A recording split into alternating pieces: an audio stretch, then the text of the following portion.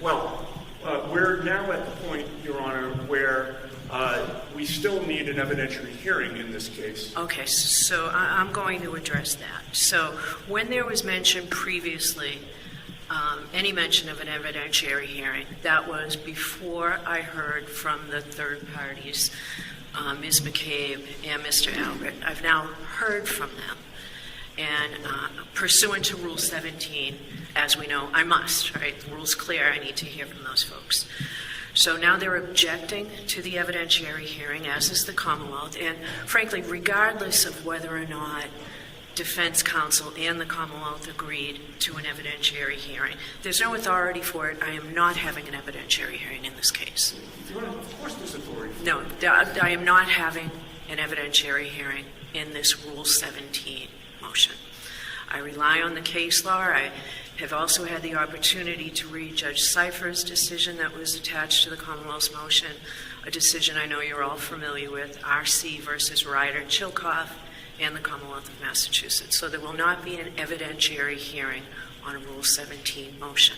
I will hear you, even though the Commonwealth says that this is a regurgitation of the first motion, I will hear you on the Rule 17 motion now. So, Mr. Jackson, I'll hear you on your Rule 17 motion.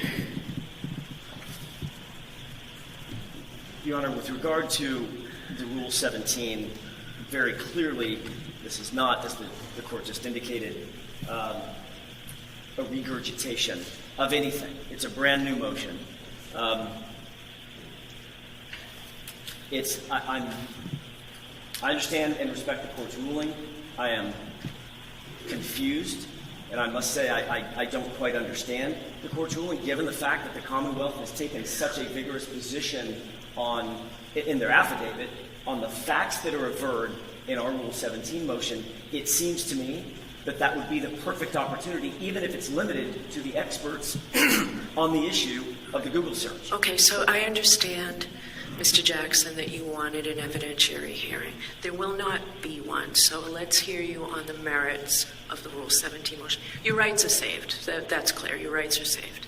Okay? Thank you. All right. With regard to the Rule 17, our question would be, what is the Commonwealth